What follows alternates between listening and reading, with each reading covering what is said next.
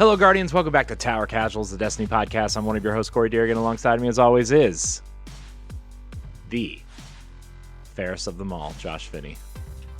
Excuse me? That's what the TWAB says. Okay, I'm reading the TWAB. Christ. It says, "Who is the fairest of them all?" This is this has certainly been a week in Destiny, that's for sure. It was a week. Hoverboards and yeah, man. Really can't wait to get in and check out those PvP changes. When I had the opportunity to play on Tuesday, everything was broken. I think everything except Gambit at one point was offline, and that's not even a joke. Like, I'm 99% certain that's the thing that happened. But Joasis and I logged in, got our skimmers. To upgrade it to the exotic one, to keep it instead of it just being a gray one at the end of the event, to get it as the exotic one, you have to complete. There's an objective you have to complete, one of three, which is either earn 1,200 medals, LOL.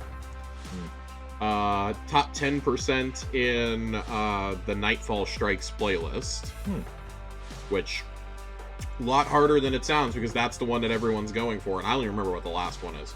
But all I know is we quickly deduced that would be the easiest, and we were playing like 3-4 hours after reset.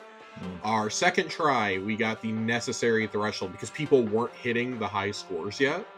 So even us carrying a bumbling blueberry through it still got it done. So I joked between that and my very first drop of the grenade launcher, I got the god roll that I wanted on it. I'm done. I'm good. I'm done with the event. I just need to earn a couple mementos. nice. Of course, I'm being sarcastic. I will be playing a bit more of this event. Not because I necessarily like it or anything, but I do think that with the skimmers, it's really fun right now. Don't quite know why we're getting these for Guardian games. It does feel like, okay, it would have been cool if we got them and there was like a mode where we had to use the skimmers. That would have made more sense to me. Maybe that'll be something that we get, next year. I don't know. It's cool. I like that we got the skimmers. I'm less than thrilled that your only two options are to have the Guardian Games one or to buy the Gallarhorn inspired one, which is part of a $25 bundle in the store. For the Gallarhorn skimmer, a ship, and a ghost. And admittedly, I think all that stuff looks really cool. There is another set of armor that was put in the store for silver, which is the Gallarhorn inspired armor. I think it looks really cool. It's kind of like the Knights Templar meets like Gallarhorn, essentially. Yeah. It's like somebody described it as Oblivion Knights of the Nine style armor, and I totally agree. The reason why I'm kind of ticked off about this is it goes back to our same complaints about Eververse. You just put the N7 gear in the shop not even a month ago for silver, and now you're adding another silver only set. You cannot buy this set for dust. Yeah. I understand adding the armor for the Guardian games, but this is separate even from that. And the Guardian games armor does look pretty good this year, I think, on all three classes. I think the Gallarhorn armor looks really cool on all three classes. I'm so bothered that in a season this long, when you're giving away this much dust, you couldn't put that set up for dust. Yeah, that seems The collaborations, I have just learned to accept that those will never be up for dust. For your original sets not to be offered via dust is frankly insane. And also, how cool would this armor have been if it was hey, we know that the game's been kind of lackluster lately. We want to give you this armor as part of Into the Light, so that everybody has some fresh, really, really tricked out armor and free ornaments going into the final expansion. I don't understand what the thinking is there. I can understand you selling the skimmer. It's a bummer, but I can understand you selling it. There is no reason you couldn't offer this up. What about a Dares of Eternity loot pool refresh? Maybe make that a part of it. It just feels like every time we take a step forward, I hear Crucible changes are pretty good. The Prophecy refresh seems to be incredible right now, according to our friends who have gotten a chance to play it. and then you go and get this shit, and Right. it feels like we're taking steps backwards again.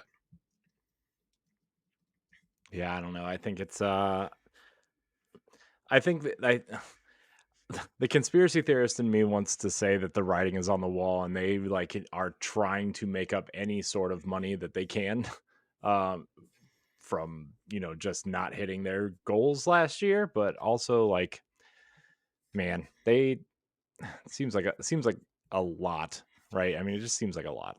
It's embarrassing. Yeah. It's embarrassing. I'm not even going to attempt to defend this one.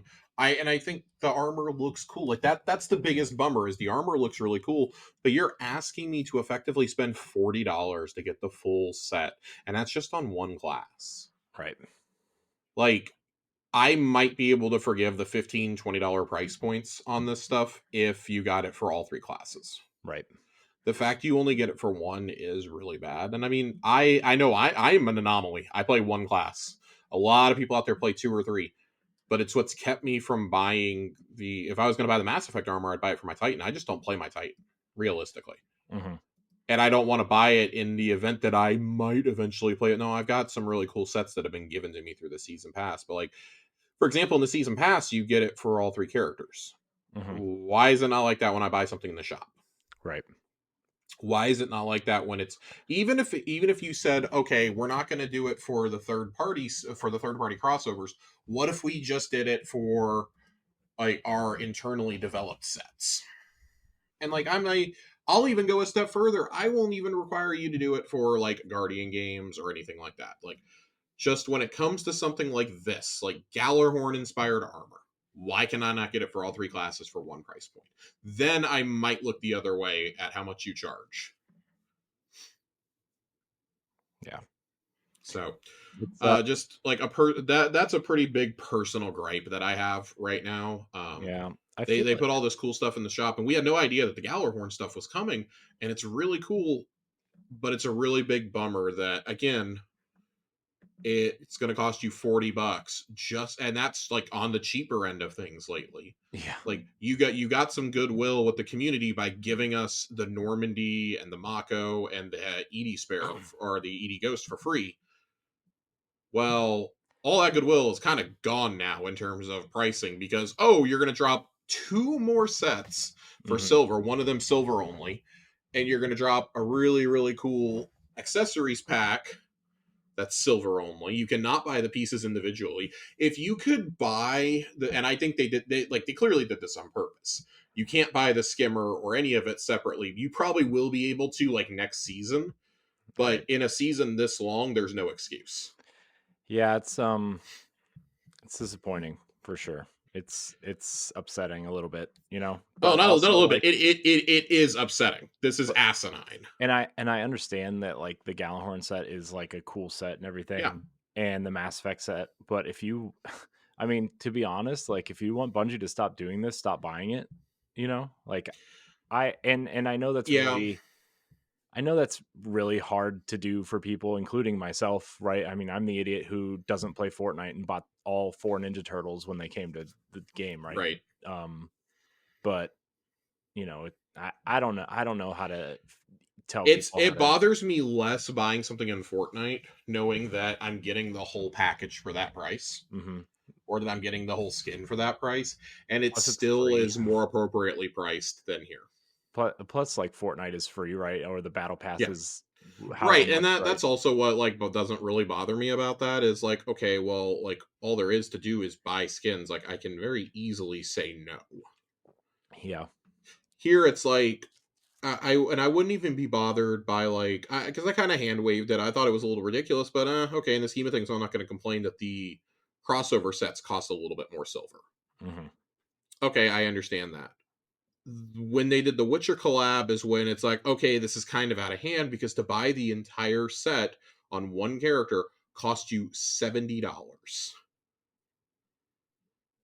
to get all the cosmetics and to get the cosmetics, the finisher, the emote, and the armor for one class, I believe, cost you $70. And that's just unacceptable. I look at how many armor sets they've put into the game this year. this season alone, and it's a 6-month season. So walk with me for a second, Corey. We I'm get walking. the Put my shoes base on. armor for Wish. We get the armor ornaments for Wish as part of the season pass. We get the Warlord's Ruin armor for the dungeon. You get um, Dawning armor.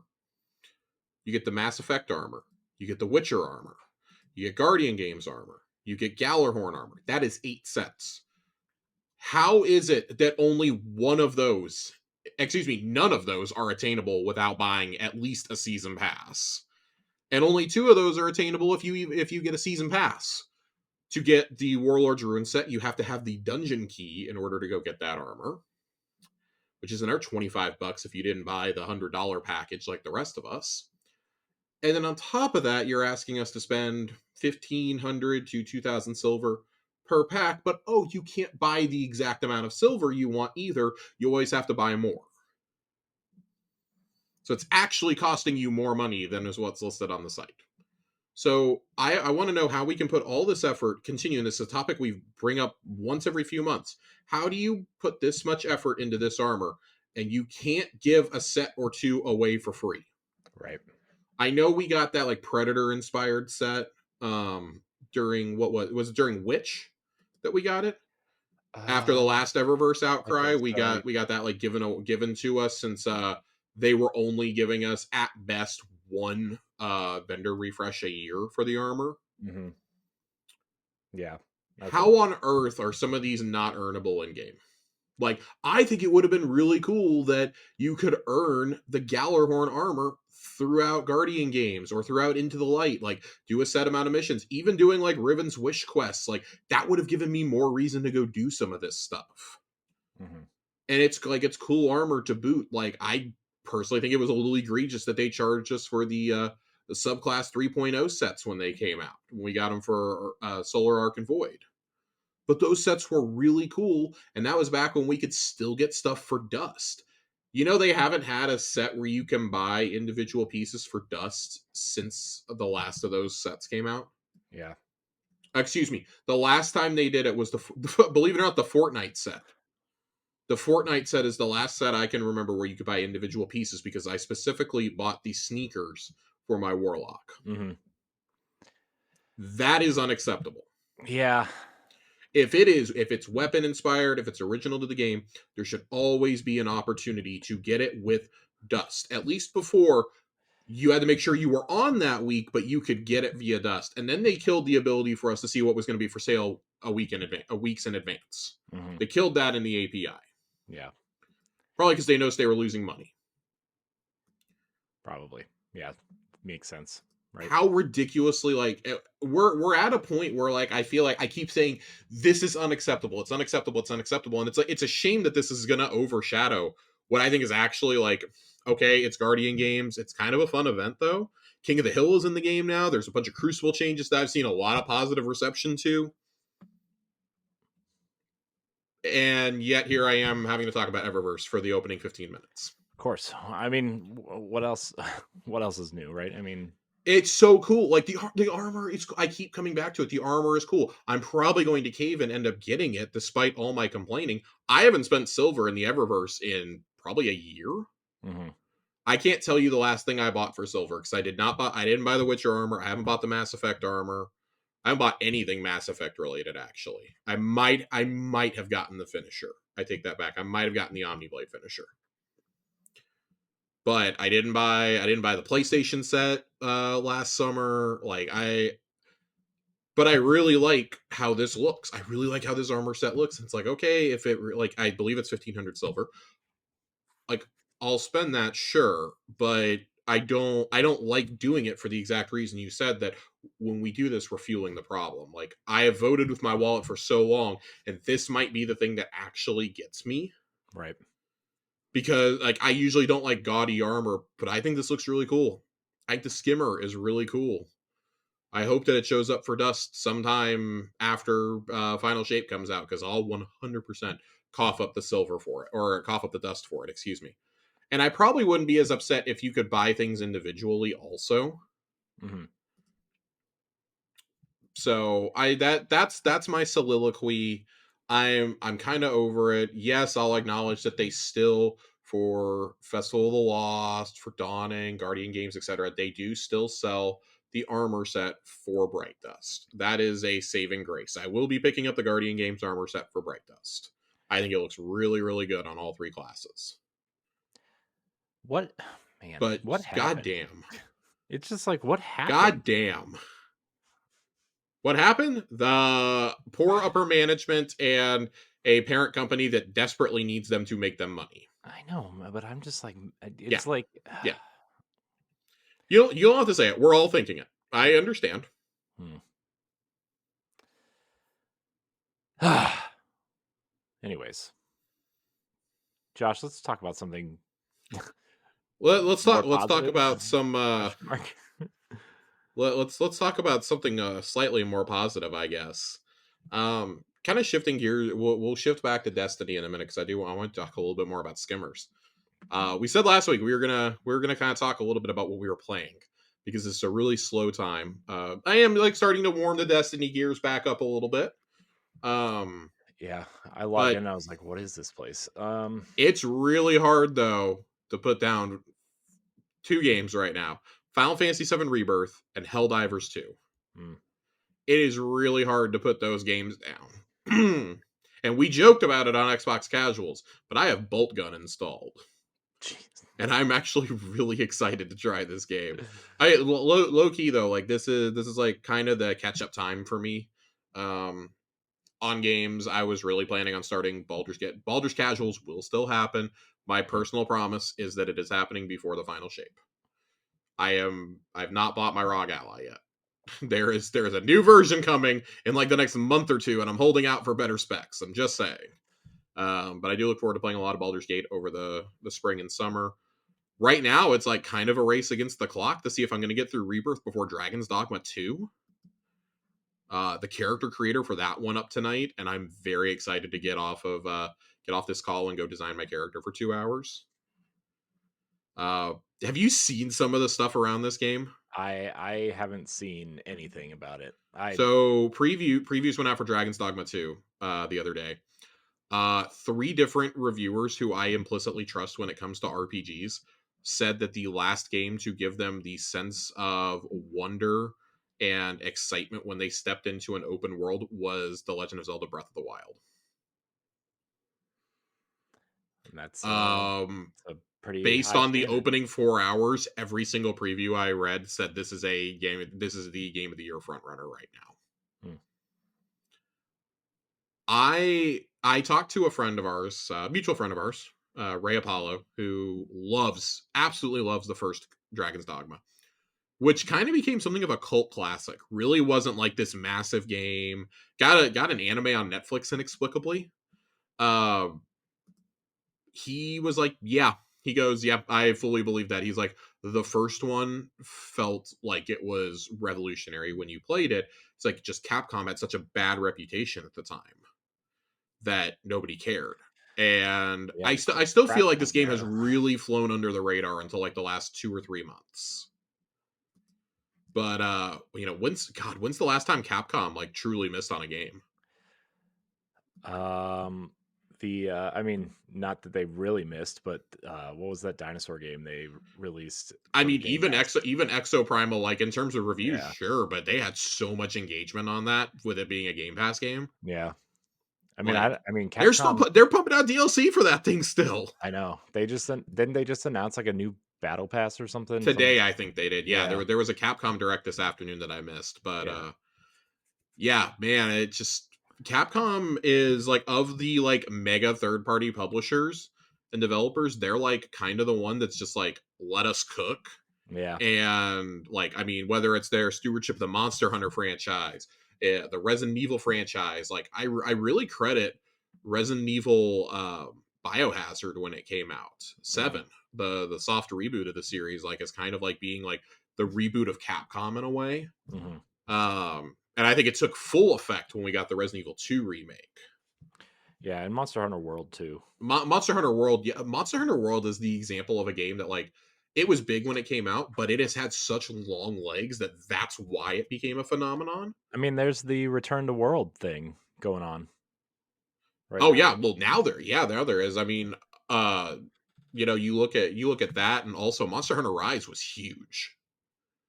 That was a huge game. I believe it came to the Switch first, and then it came to PlayStation and Xbox about a year later. But that, with its expansions, have been big. Like Street Fighter 6 was pretty big for them last year. That was the first Street Fighter in a generation. Right. Just man, they've got a new IP coming out that I can't. We keep calling it not Onimusha. That's what everyone I keeps know. calling it, because when they showed it during the summer showcase, like me and Ray were like, "Oh my god, Onimusha's back!" And then, oh, it's not Onimusha. I know. I really thought it was. I really thought it was Onimusha when it was announced. I was like, I mean, I love that. I was watching the Xbox Partner Direct yesterday, and Ray and I were watching it together, and I was like, "Damn, this game looks so cool," but I don't know that I want to drop $60 or $70 on a game I'm not sure I'm gonna like. Like at this point, all I want is Ghost of Tsushima 2. yeah. Well, isn't it coming to Game Pass? It's coming to Game And Pass. then, right as I said I'm gonna buy this on sale, all of a sudden it pops up and coming day one to Xbox Game Pass, Mm-hmm. which we did not know in the debut trailer for it last summer. A lot of us assumed it, but Capcom was like, no, we don't know yet. And oh, boom, there you go. Like that was like the killing blow during that, which that was a fun little show too. I think there was something for everyone there. Y'all get to listen to me talk about Persona DLC in September. So, Mm-hmm. but kind of like shifting gears back, I guess. Helldivers has been amazing. I love the world building they're doing there, and like it's kind of cooled off for me personally, but I do like that right now, like to introduce mechs to the game, they have a new planet that's under siege, and you won't like the game player population will not get mech stratagems until the production planet is liberated. That is such a cool twist, I think. And like I think it's things like that that are indicative of why so many Destiny players have been playing, or like former Destiny addicts have been playing so much Helldivers over the last month. Is things like that, just like the goofy sci-fi nature of it. There's nothing like Yuri Lowenthal yelling kill him in your ear as loud as he can when you're facing down a swarm of bugs, or like cackling maniacally when you're using a flamethrower. Friendly fire has never felt so good. It's a goofy ass game for goofy ass people. I just I'm really enjoying playing that with friends. And then God, you can't possibly talk about the opening first quarter of the year without talking about Final Fantasy VII Rebirth. This is just an incredible gem of a game. It took a game that, yeah, I think I made the illusion last week that there is an area at the beginning of the game that takes you like maybe 20-30 minutes to complete in original Final Fantasy VII. To 100% this area in Rebirth takes like 8 hours. It's an incredible experience. And like, it's one of those games, it's not like a Ubisoft game where I feel like I'm checking things off on a checklist. Like, I do have a checklist, but everything I do is furthering my party XP. It's furthering my battle XP. It's developing new materias and new summons. It's giving me lore about the world. It's giving me lore about characters that I encountered in Remake, or that, you encounter in the second half of, right, that big meaty chunk in the middle, I guess I should say, not the second half, but like discs 2 and 3 of the original game. And like, oh my god, like there's callbacks to Crisis Core, there's calls forward to Dirge of Cerberus and Advent Children and Before Crisis, and it's kind of like the perfect connective tissue, and it's the Final Fantasy game I've always wanted, I think. Mm-hmm. I loved 16, but 16 feels way more Devil May Cry than it does Final Fantasy, in my opinion. Like, I can just button mash to all hell when I'm playing 16. You have to actually execute commands and manage your party and be smart in Rebirth. And I like that. I like that it's a different kind of challenge. Uh, it's been a lot of fun. I can't wait to play more. I'm roughly 40% of the way through the story, I think. And I'm taking my sweet time. I just got to one of the scenes of Mm, the original game. I just got to the gold saucer for the first time. So really enjoying it. Really, really think it's a lot of fun. nice. You're on your own Final Fantasy journey, though. I am. So I've actually been playing. I've never completed. Well, I've never really played the original Final Fantasy VII. So I am playing it, Josh. I just my playtime right now is at like 6.5 hours, but I just got out of that opening where Aerith gets kidnapped and the pillar falls and you know Avalanche is no more pretty much. And it makes me really sad because I want to play Rebirth, and I know that those characters are such a big part of Rebirth, and they're like hardly in this game at all. And so it makes me future sad, I guess, because you know what happens to them. Yeah, it's simply put, it's the greatest twist in video games of all time. Hmm. Yeah, Like it maybe not like the greatest, but it is like it's probably the most iconic twist. yeah,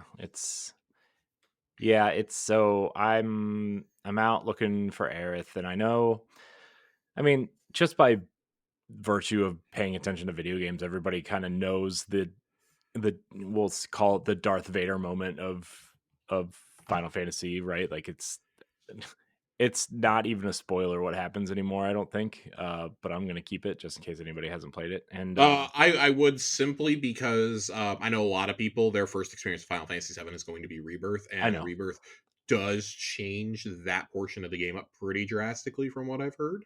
yeah, I'm just yeah. So I mean, I'm not gonna say anything, but I'm just saying I know paying attention to video games for 35 plus years, right? Like you just know certain things even if you haven't played games, that game in particular or any other game, right? So it's like osmosis, you just learn.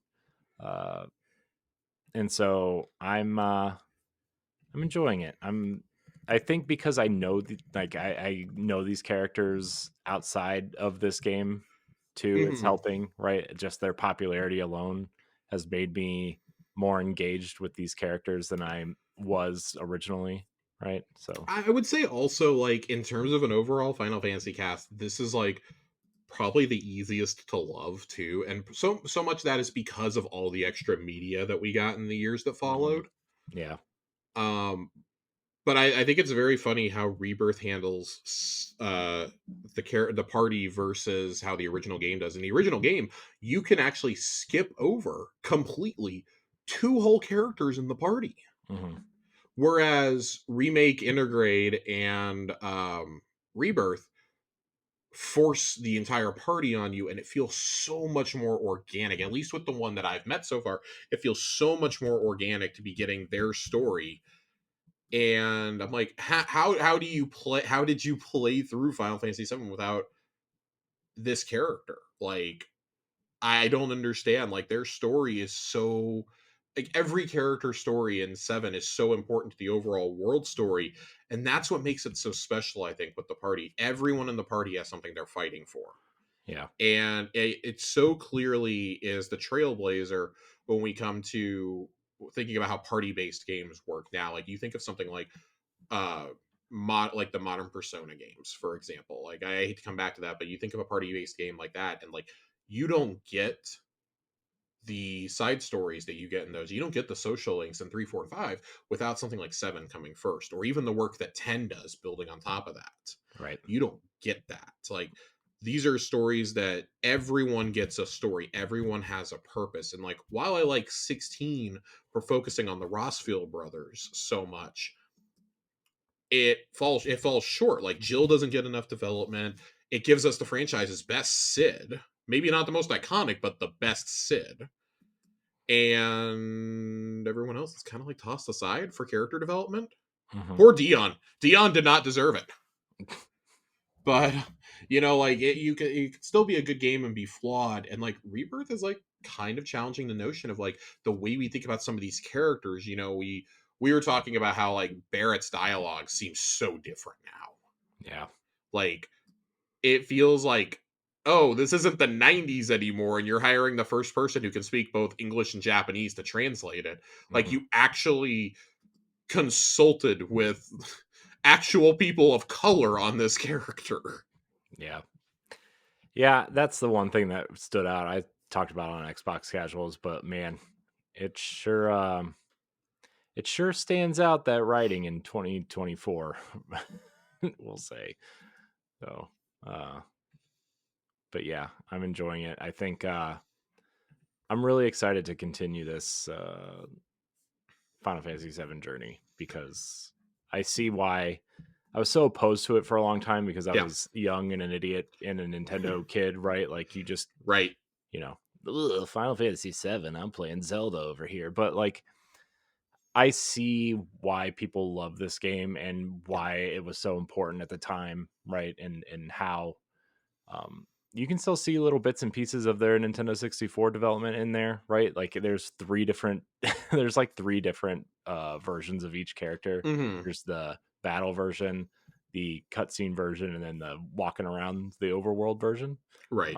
But it seems like a pretty special game so far, and I'm glad I'm playing through it finally. Also weird to play it on a Nintendo console, because it's not where it's known to be played. Right.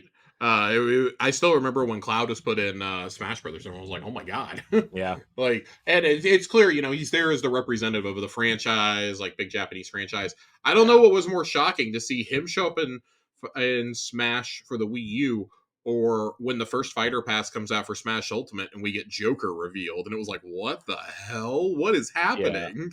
yeah. And just to piggyback off that real quick, like I think obviously Smash Brothers is meant to be a celebration of games, Right. right? And obviously they couldn't get PlayStation proper involved, but I think Cloud and Sora and Sephiroth and Snake and even Joker at the time kind of I would say represented the Hero place. from Dragon Quest also. Yeah, I would say, that kind of represented the PlayStation quote unquote side of things. Ryu. Yeah. Yeah. I mean, there are plenty of characters. I mean, Hitachi, like there's plenty of characters that you feel like were from those big third party franchises that, like you said, we always associated with PlayStation until like Mhm. a generation or two ago. Yeah. And Like, obviously Banjo from Microsoft and like Minecraft. you and I joked, like really the only character that they actually like missed out on was probably Master Chief. Yeah. Yeah. Which, like, I don't know, like I think the Microsoft now would do that. I don't know if they would have done it back then, but I think they would 100% do it now. Like, Yeah. we're like, oh, it's so set up perfectly, and then it's like, yeah, but Sora fits so perfectly for it I to be know. the end for this specific iteration of Smash. It I fit know. perfectly. I want it noted, Josh, that when Nintendo Power Block started and they revealed that they were going to have fighter passes for the Switch version, Hmm. I said Sora is going to be in that second one. I said, you watch. Sora's going to be in the second one. The one that I took my prediction to the grave. I was dead set that it was going to be Chief. I was convinced because of the Disney licensing that Sora would never happen, and I was wrong because there was money to be made. So Bobby Iger saw that and went with it. I can't believe they included the Mickey Mouse head on the Keyblade. I can't either. The amiibo came in a week or two ago, and I was showing that to my partner, and she was like, "I don't understand why this is a big deal. Like, he's a Disney character. Like, that's why it's a big deal, though." Yeah, Before we shift into the Destiny talk, I'm gonna take a second here, real fast. This I know what you're just doing. I know what you're this doing. just came up on Twitter. Hmm. The creator of Dragon Ball, Akira Toriyama, has passed away at age 68. Man. From a acute subdural hematoma. Oh, gross. Man, Yeah, that sounds fucking awful. sounds Uh, painful. Even if you don't read manga or watch anime, you have felt Toriyama's influence in pop culture over the last 30, 40 years. Well, Dragon Quest, Chrono Trigger, Dragon Ball. Right. I mean, like, even beyond that, though, like, Yeah. it was like really one of the first Japanese pop culture things to come to the West. Hmm. Um, God, he was still creating. He was still creating too. Like, Yeah. just Sand Attack is the next game he was working on is coming out in April. Hmm. Um, Man, that's two big creators we lost, because the Suikoden guy died, right? Like the IE Yes, Chronicles the guy. original mind behind Suikoden died as Yeah. well. Yes, Yeah. a week or two ago. Jesus Christ. Yeah, he was active in the space for roughly 45 years. I mean, Hmm. it there are few, I would say there are few creators from the East that are as influential as he has been. It's like him, Hayao Miyazaki, Shigeru Miyamoto, like that may be like the big three right now, frankly. Yeah. Kojima, I guess, would be a fourth one you could throw in there. I got Kojima up there, but it's like I'm not putting Kojima on the level of Akira Toriyama. No, no, I'm just saying if you're gonna Yeah, keep I going. would say like in terms of like a notable name, sure. Yeah. Um, Man, this was shocking. This popped up while we were talking about Final Fantasy, and I didn't want Yeah. to interrupt a good discussion, but Yeah. This is man, if you've enjoyed anything like pop culture over the last 40-45 years, you have yeah. felt Toriyama's influence. Yep. Whether it be comics, superheroes, anime, and manga, like he's games. Obviously, we just Chrono Trigger is considered one of the greatest games of all time, for God's sake. Hmm. Um, what a Jesus Christ! I don't even know what to say. Yeah, this is a rough one. Um, yeah, but that he passed away apparently several days ago. He passed away on March 1st. So the family did not put out a statement until after the funeral. Um, so that is I think that's very nice and respectful with what I imagine his wishes would have been. Right, Um, because I mean, I don't know if you remember when Satoru Iwata died. Like, I do. he, there was like people were lining the streets of the of his funeral cavalcade. Right, like they were like Yeah. thousands of people. I was actually recording a podcast live when the news broke, and we threw out the whole rundown and just talked about Satoru Iwata and his influence on the industry for like the next 45 minutes. Yeah, I was outside the Nintendo store in New York when I read the news. Jesus And Christ. I went to the store the next day and it was crowded and people were leaving bananas and Kirby stuffed animals and like they had this memory book that they were going to ship to Nintendo of Japan. Um and I got to sign that. That was really cool. Uh but yeah, I was at the Nintendo store and it was closed because I think it was a Sunday and yeah, it was nuts. Man, influential man. Just incredible. I'm at an absolute loss for words. I don't even know what to say. Yeah.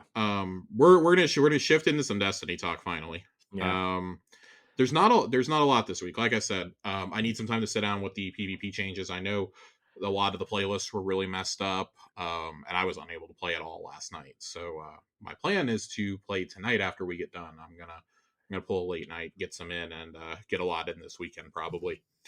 But I want to take some time for the TWAB real fast here. Um, I will have it known. Hunters won the first 2 days of Guardian games. I want it noted. I mean, sure. I'm okay with it. Diamond medallions are a thing. I think these are really weird. One of them is complete a raid with all of the same class, and then Mm. the other one obviously is from the Twitch drops. So good for you. There is a Bungie reward you can get. You can get a Guardian Games medal. Interesting. Yeah, this looks really goofy. I think it would have been awesome as like a premium sized pin, though. This would have been really cool. The Guardian Games Cup thing is happening. I do think that the fact they're giving you a replica skimmer if you happen to be the team that wins the cup is dope as all hell.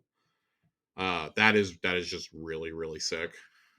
Yeah. Um, there's a Mass Effect emblem. There's an N7. It actually has the N7 logo on it. Available for free. The code is in the TWAB.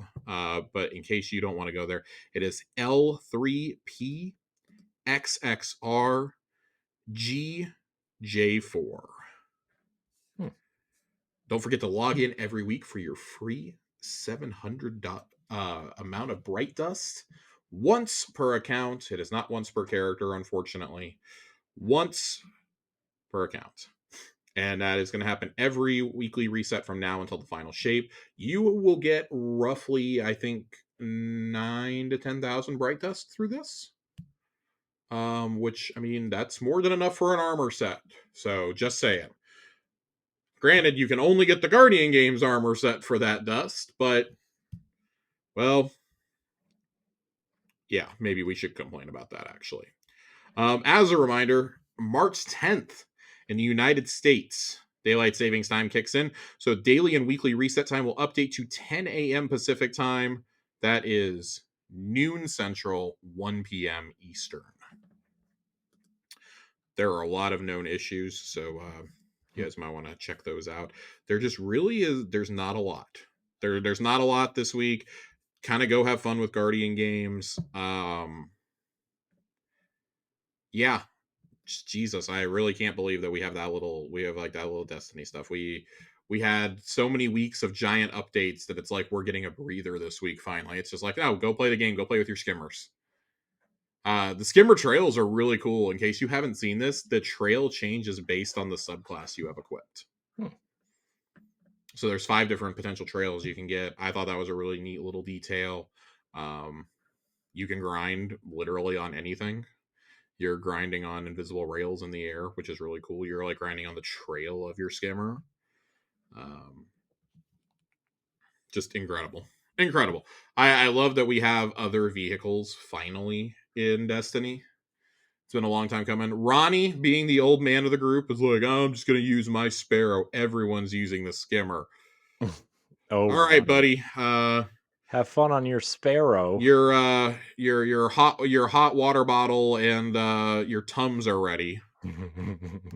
Kidding, Ronnie, we love you. I take Tums a lot, so just, God, there really isn't a lot. We have some thought-provoking questions, Corey. Yeah, we have a few We have a few. here. We don't have too much, but we got a little bit here. Joasis asks us a thought-provoking question to start off with. Being that this is the final season of Destiny 2, what are your top 3 seasons? For me, it goes Chosen, Splicer, and then a tie between Lost and Seraph.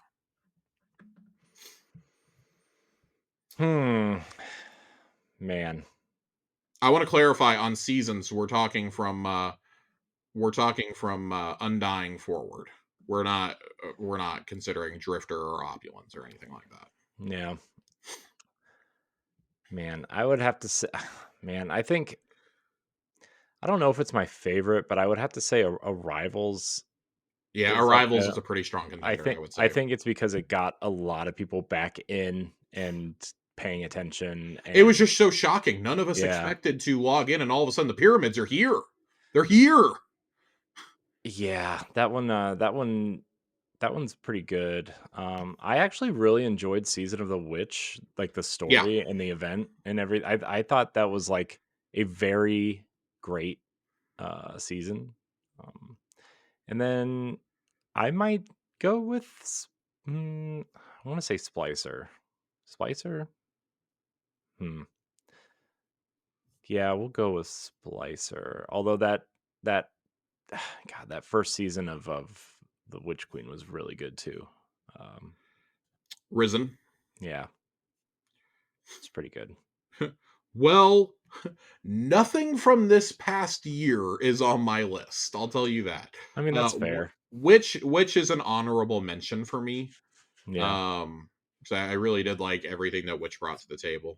But for me, like when I think about a season, I think of the weapons it brought. I think of the story, the activities, the weapons, the gameplay loop. I think of all that. I'm not counting reprised raids or dungeons or anything like that. I think Chosen has to be number one. Mm-hmm. Chosen is what brought the current seasonal model in, and for better or worse, for like those first 4 or 5 seasons, we loved it. Mm-hmm. And but when I say current seasonal model, I don't mean like, oh, seasons as a whole. I mean like, oh, you've got like the weekly quests that you can do, and like, oh, there's 10 objectives you can go do every week, and earn bright dust and XP and things like that. But it also gave us 3 or 4 battlegrounds and a brand new strike. Yep. as well as a lot of really fun weapons that like obviously aren't meta anymore, but were still really fun. Splicer, I got to agree, Splicer at number 2. I'm a sucker for the whole aesthetic. I really liked the not just the overload missions or whatever they were, the little arena mode. I liked the expunge missions also. I was a big fan of those. Yeah. Um, we got the awesome cutscene. It was the, like one of the first real we'd had a couple before, but it was like the first real sketched one that we got. Yeah. I also should note when we talk about Chosen, we also got, not only did we gain an ally in Keitel, that was we had the inverse of when Uldren shoots Cade. We had Zavala picking up Crow, and that is, I think, has been like the defining shot of the game for like the last 4 years. Hmm. Like when I think of the most iconic shots in Destiny, those are 2 of the 5 for me. Yeah. Like that, it is that it's that significant. Yeah. It's a good one. So Splicer gives us another one of such moments. It's really the first time we like flesh out Mithrax as a character, and you get the awesome scene of him and Saint defending the Elixni Quarter, and the radical transformation that Saint undergoes as a character during this is just it's so incredible to watch. Yeah. You can't help but cheer. You can't help but cheer for this. And of course, that leads us straight into Lost, where, and I don't have Lost on my list, but like Lost really continued that trajectory. And like, that's when it's revealed, like, oh, Savathun is Osiris. Oh no, the we worst totally didn't know the this. worst kept secret of Yeah. everything. Just like, I mean, we still love so many of the weapons that were introduced in Splicer, Chroma Rush and Ignition Code. We like so many of these weapons. I really like the LMG that we got that season. Like it was fun. I think when I go for this third season, it's funny. I've got a few contenders that are vying for it. You brought up Arrivals. I think Arrivals is a worthy call out. It gave us the Wither Horde. Hmm. Gave us, I actually really liked the Exodus quest line, where we try to convince everybody to come to the tower and they all basically refuse except for Anna. We get Anna out kind of at the last minute. um seeing everything go dark at the end of the event, and then all of a sudden the Traveler awakens and repairs itself, was one of the coolest moments in game. That is like the definition of what something live should look like, in my opinion. Yeah. um you call that Risen. I think Risen was really awesome. Again, we got more of those battlegrounds. We got the Crow and Saladin storyline. Saladin really isn't the guy I would have picked to take Crow under his wing, but he did. And then, obviously, in the absence of Saladin, the real Osiris takes Crow under his wing. Hmm. Um, the two that I found myself debating when I was thinking about this question earlier today was, as much as I complained about the event, because I think the event is truly god awful, the weapons are so good though, and the story was so good. I'm almost tempted to put Haunted in this slot. Haunted was it, yeah, it's Guardians Go to Therapy, but it was so important for us to understand so many of these characters. And so many of the weapons we got during that are still meta. I mean, Callus Mini Tool is still one of the absolute best weapons in the entire game. Um, and I especially like I think back to it pretty regularly. The mission where you and Keitel are fighting against the image of Callus. I know I said I wasn't going to bring up the dungeons, but Duality is still a really cool dungeon. I really love that you go into Callus's mind to do it, Yeah.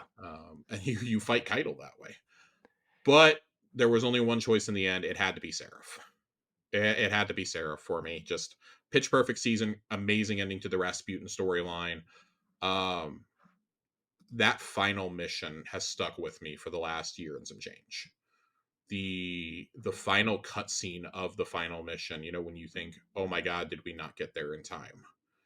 And you see the Traveler start to leave Earth, and everyone's looking up.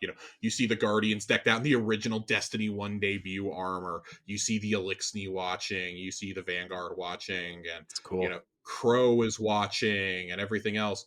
And the Traveler just just stops. Like, it's there to protect Earth. And the way that the camera shifts into the original teaser art was such a pitch perfect moment to end that season and an incredible, I mean, absolutely incredible year of content Yeah. post Witch Queen. And then It, we got Lightfall 2 days later. I can't believe. I can't believe we went from that shot to Lightfall. I can't believe we went from the opening mission of Lightfall into Lightfall. That opening mission is still so good. Yeah. Man. Yeah. Oh man, Lightfall. Lightfall, man. I don't know what to say about Lightfall. I really don't. I'm not even going to talk about it. Not even going to talk about it anymore. One of the guys in our Discord wrote in, Pyre. He said, Splicer, Chosen, and Forge. I do not agree on Forge, but that's a personal matter that I have. I don't think that the story was very good in the early seasons, including in Opulence. But if we're talking about loot and gameplay loop, goddamn, the Forges were solid. Niobe Labs is still the most frustrating experience I've ever had in this game. Do you see Black Armory weapons maybe coming back I very did see soon? that. I did see that. We've been wondering about this for a while. Would Into the Light bring some stuff back? And it really looks like it's happening. For those who don't know what I'm talking about, JP Deathblade, who is someone on Twitter that we have followed the Eververse calendar for years from this man. I have literally followed his calendar since Season of Dawn, and then Bungie took away the API, or changed it at least. He posted the API changes after the big update on Thursday, or last Tuesday, and Black Armory ornaments and the ornament for the Recluse were on are listed to be on sale for dust at some point this season. That is fascinating to me. I believe it was specifically ornaments for Recluse and Hammerhead, which, if you guys remember Hammerhead, that thing was an absolute terror as an LMG, specifically in Gambit and in Crucible. I'm very excited to see if they come back. If it does, maybe it means my beloved Blast Furnace is coming back. One of my favorite primaries of all time. Carried me through so much hard content. I absolutely love that gun. I think I heard Nerd Generalist celebrate a little bit too from afar. Tiger Jesus writes in, do y'all think we are going to get a second wave of Destiny skins for Fortnite around the final shape? If so, who are you liking to see come to Fortnite? I like how I said no more crossover questions, so y'all turned the table on me and said, well, what if it's a crossover for something else? For the record, I do think that there is another set of skins coming, because I think it's way too obvious not to do Cade 6. Cade 6 is a layup. Their reasoning before was Cade's not in the game anymore. Well, he has a major role in the final shape. Yeah. Yeah. You know, these crossover questions are just going to keep coming until the show ends, right? Like, I know. I genuinely, I'm going to start ignoring them unless they're different. This is a different one. You set it up, and we're just going to get a whole thing. We're just going to get a whole question thread. I'm answering this because they have had a partnership with Epic in the past. There is Destiny content in that game. I feel okay answering this specific one. I would say Cade is absolutely going to be in it. But even though he's been out of the game, Joe correctly notes below that even though he's been out of the game, he is still the character that non-players know. So I would say Cade would have... I don't even think it has to be a whole wave. I think you could honestly just get away with it being Cade. Mm-hmm. I really do. I'd love to see a gun wrap that's the Ace of Spades. Yeah, that'd be cool. I don't know what else. I don't know what else you do. Maybe you could put a skimmer in now as a you get Colonel. Big Colonel. Yeah, you fly in with a giant chicken. That'd be amazing, though. He's the only one that I feel like it does. I mean, you could put Saint 14 in. If you were to do a full wave, I would say Cade, Saint, and Shax or Osiris would be the last one. I say Osiris because then you've got one of each class again. Yeah, that would make the most sense, I guess. But I also could see a fast one being pulled because he seems to be extremely instrumental to the end. Crow. Mm-hmm. So I don't know. Those are like the 4 or 5 characters I would guess that would show up. Cade Six writes in. We have a question from Cade Six. Hope it's Nathan Ooh. Fillion. What do you think I should do if I meet Crow in the Pale Heart? Should I forgive him or should I golden gun him into oblivion? I think you should forgive him. Guardians are all about forgetting the past and forgiving what happened. Cade is not the kind of character that holds a grudge, I don't think, especially if he sees that Crow is, he's Crow now. He's not Uldren Sov. He's been reborn in the light. He has shown clear remorse for what he did in his past life. Mm-hmm. And completely new man. You forgive that man. You forgive him. Forgive him, Cade. Please don't golden gun him. I'll hunt you down. Mm. And then we have two questions from Jiggly Panda to close us out. First question, do you guys remember the first ever video game that you played? Mine was Jack and Daxter, and I'll always have a fond connection with Oh that my franchise. gosh, you're so young. You are so young if that's the first Jesus video game you Christ.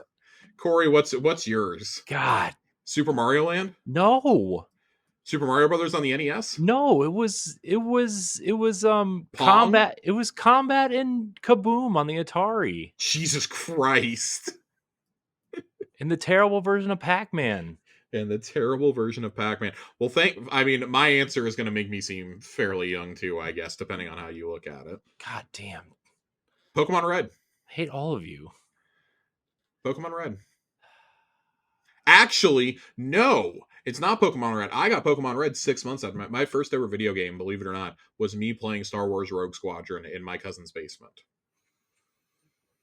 She was getting married, and her now husband had a Nintendo 64 down in the basement, and I was the only kid at their they had like a pre-wedding party at their house, and we were in town visiting. And he took me down there to show me how the N64 worked. And 45 minutes later, the family came looking for him because me and him were playing Rogue Squadron so much. It was a blast. It was an absolute blast. My parents refused to let me get video games, and then 6 months later got me a Game Boy with Pokemon Red. And my life was changed forever. Side tangent, though, Josh. You know who owns Kaboom now? You? Microsoft. Because it's an Activision IP. I swear to fucking God, if we get Kaboom before Banjo-Kazooie, I might actually get arrested. Toys for Bob, Kaboom. Let's go. Unbelievable. Also, can you guys give me your top 3 DLCs of all time? Not necessarily Destiny DLCs, but any DLC from any game. Oh, God. DLC from any game. This is a really hard question, but I'm going to try my best to answer it. I'm going to say, oh, God, I'm trying to remember the name of it. This is a shit. I don't like this question. I do like this question. I mean, I do, but Diablo 2, Lord of Resurrection, or Lord of Destruction. That's what I'm thinking of. I'm gonna go with that one. I am going to go with Shivering Isles from Elder Scrolls 4 Oblivion, and then I'm gonna go. I'm gonna cheat a little here. Oh boy, cheat a little, Corey, because it's not technically DLC, but it is brand new content tacked onto the end of the game. You just have to actually play through the game to get to it and meet certain requirements to unlock it. Persona 5 Royale. My runner-up answer though would have been Phantom Liberty, for the record. Yeah, I'm kind of shocked you didn't pick that, to be honest. It's really hard, but I mean, Shivering Isles is like my gold standard, and I mean, Lord of Destruction was very formative to 9-year-old Josh. Yeah. So yeah, Phantom Liberty gets the honorable mention here, but goddamn, Persona 5 Royale, guys, the Royale content, the third semester, it's incredible. For me, I think I really think the Mario Kart DLC is amazing. I think I spent a lot of time with that. It's real good, Josh. It's real good. It's real good. It's real good. I was also really into Assassin's Creed Odyssey and that Fate of Atlantis, and the First Blade DLC was pretty good, although it was like 200 hours into the game. Yeah, I never finished it. I had problems getting into the Atlantis DLC personally. Yeah. And then there was some DLC for Gears 2 where you dressed up as Theron guards. I don't know if it holds up today. But I remember really liking it and thinking it was awesome. It was like this cut chapter of the game, so I really like that. Um, I think Gears 3 had a story DLC too, but I'm not 100% sure. I don't remember. I don't remember off the top of my head, honestly. Yeah, I'm gonna be real with you. I played a lot of Gears, and I don't remember any of that. That's fair. The only Gears story DLC that I truly remember was Hive Busters. Yeah, Hivebusters was fine. It was fine. I liked that it was standalone. Mm-hmm. Yeah, it was fine. Yeah. It was also on Game Pass, so it took away the hit a little bit. So there's a lot of DLC I haven't played though, to be fair. Also, shout out to Mass Effect DLC. God, man. You know what? Diablo 2 is getting bumped off this list. Mm. The Mass Effect 3 Citadel DLC Yeah. It's the Persona 5 Royale to the Mass Effect series. It is such a pitch perfect ending to this game that you wonder how you ever played the base game without it. It is a celebration of the whole series. It is a celebration of the characters.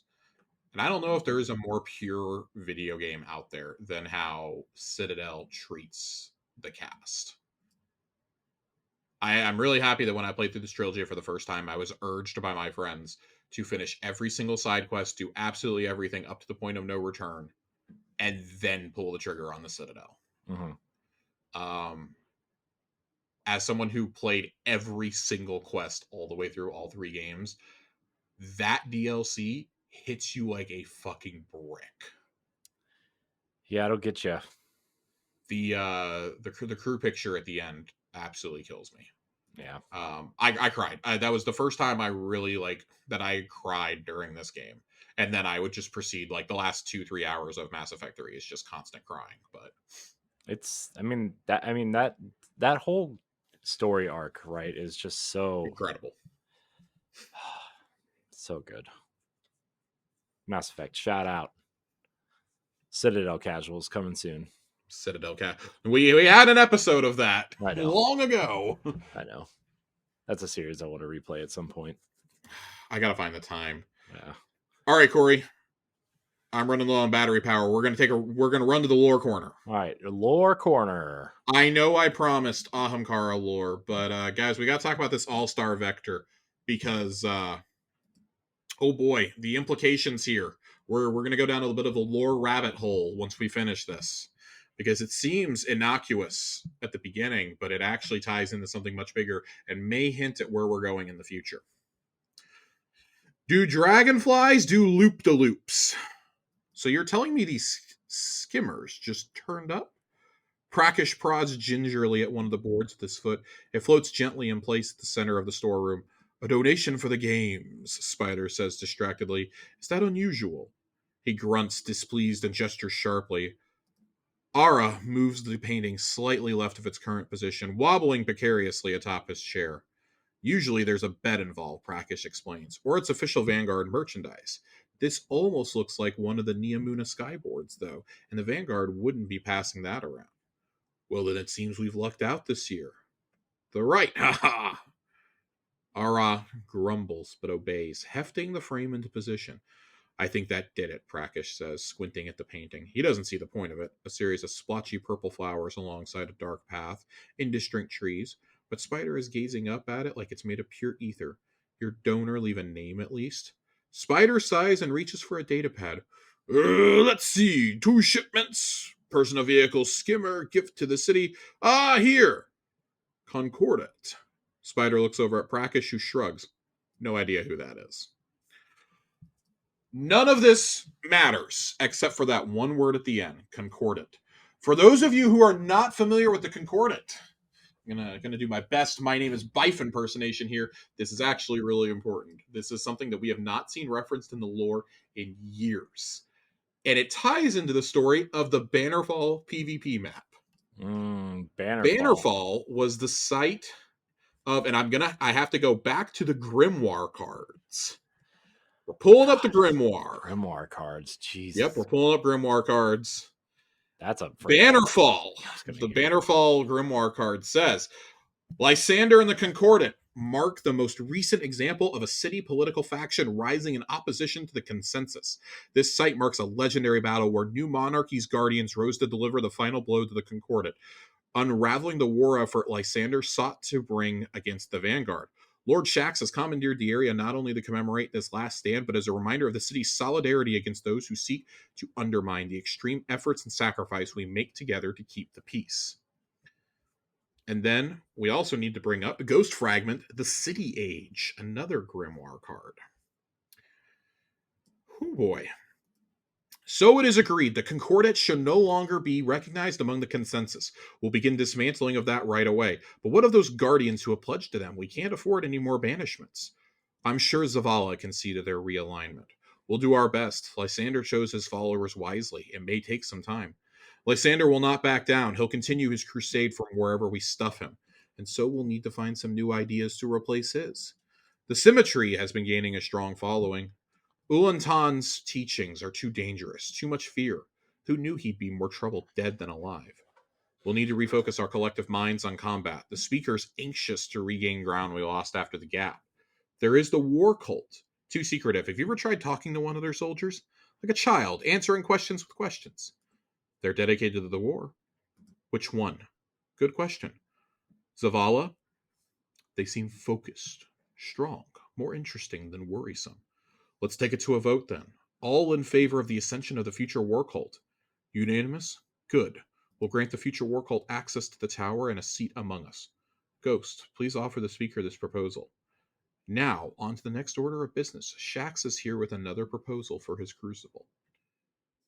So we've long wondered what it would look like if we had to fight some rogue guardians. And I kind of forgot about Lysander just chilling out there because Lysander has not been recognized in the lore at all in Destiny 2, as far as I can discover. I don't think we've ever talked about him on this show. We have never talked about him on this show. I went and did a little bit of digging myself and could not find anything until now on him or excuse me, there is a little bit on, I think he actually is mentioned in one other piece, funny enough, from Arrivals. He is actually mentioned. There's a passage in the Protected passage that says Ikora would understand. She studied the Taken with me despite the risks, and this is from the perspective of Ashermere. Despite the risks, and Zavala values foresight, but he also fears the next Lysander, the next Toland, the next Razel Azir. He fears what I could teach his guardians. He is weary of being the one to say no when all his guardians shout yes, yes. But it is duty, and he loves when duty hurts. Actually, that may be about... Nope, never mind. That's from Eris. That's from Eris. Never mind. That's Eris. That's not... She's writing to Asher. Fascinating. Absolutely fascinating that we're now bringing the Concordat up. And it kind of gives us a bit of a hint of where we may go with this next expansion. Bungie has been really reluctant to have us fighting other Guardians or to fighting human enemies. But if you're kind of trying to bridge the gap to what comes next, would that maybe be like a fitting final arc on Earth?